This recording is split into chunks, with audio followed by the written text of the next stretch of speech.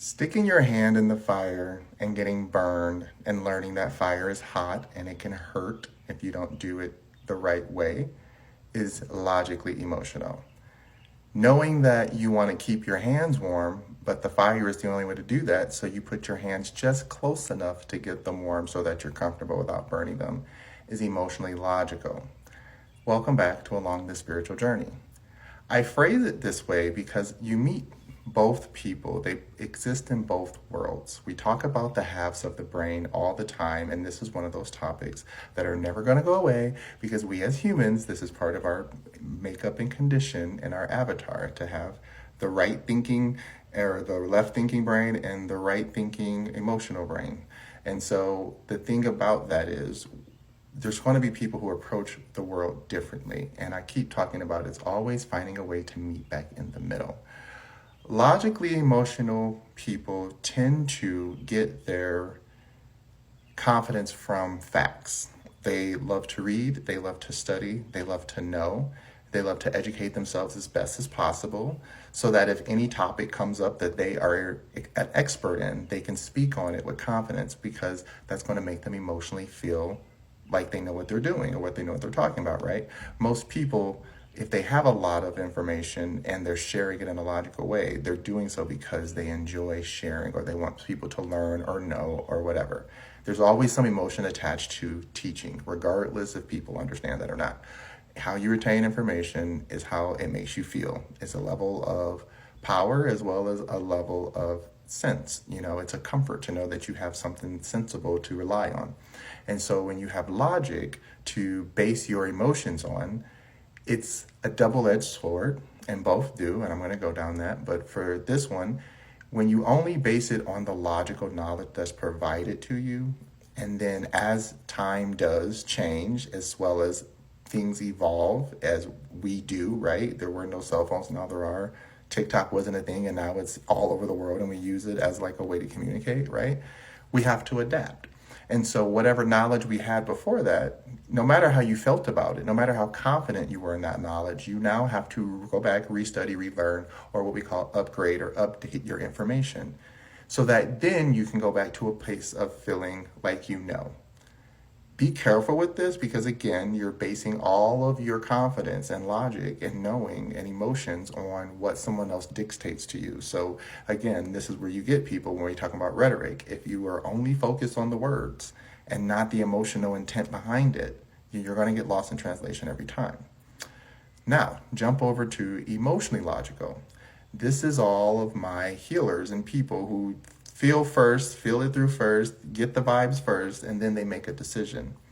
This was probably where I reside the most, but I understand both sides because for me, myself, I might come off logical only and detached to the world, but inside my world, in my head, in my emotions, I am very emotional and I'm always thinking about how it's going to make me feel, how it might make others feel. Even again, if my tone is not correct or I say it the way that other people want to hear it, it does take a toll on me. And I go in and I start thinking about how I can make sure that I'm being empathetic or that I'm making sure that I understand something, not just for the sake of, but because there's an emotion attached to it.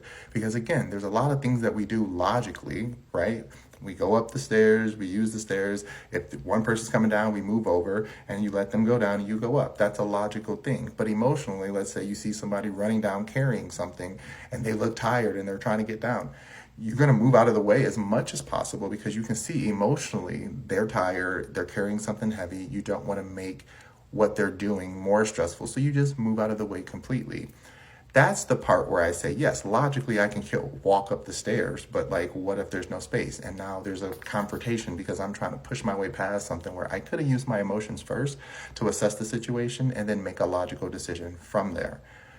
Again, everyone does this interchangeably, but for some reason we just as humans pick a side and we either are all logical and then make our emotional basis on that, or we're all emotional and make our logical basis on that. Where in reality, we are both halves of the whole and we have to know how to use each interchangeably, but you can prefer one over the other.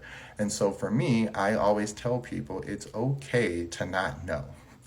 Just know how you feel about not knowing so that you don't start projecting onto others about something that they know or don't know. And then it starts making this weird confrontation of what's fact over what's being felt and experienced, right? So I always say it's better to say you don't know and go learn than to say you do know and try to prove a point. And then once the point is proven, even if you may be right about the data or information presented, there's a whole group of people that don't like you now just because you were so egotistical and hurting their emotions versus seeing where they were coming from. And the same thing on the other side. It's okay to feel all the feels, but if we get, here's the thing about being a feeler, we can get caught in a cause and then make that cause our identity, and then our identity is based on how people treat that cause versus how people just treat individuals around themselves and maybe that cause. And so this looks like, again, when people are very passionate about a topic, if someone doesn't agree with them, then all of a sudden they're ignorant, they're this, they're all these names because someone doesn't understand that most people have a reason for why they feel.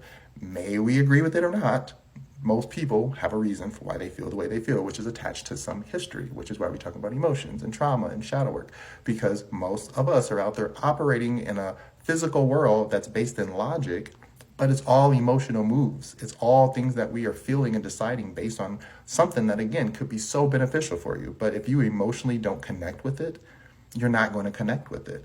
Same thing logically. If you see something that makes so much logical sense, but your emotions are taking over so much that you can't see the logic, yeah, you're going to have to learn how to balance that energy.